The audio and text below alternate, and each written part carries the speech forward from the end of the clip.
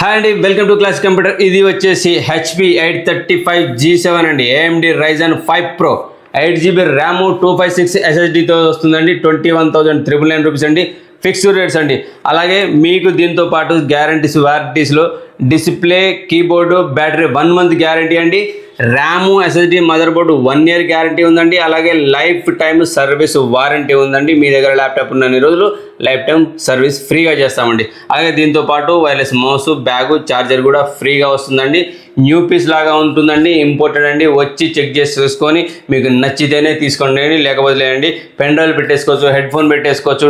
HDMI కూడా ఉందండి. దీనికే C type option ports 2 options ఉన్నాయండి.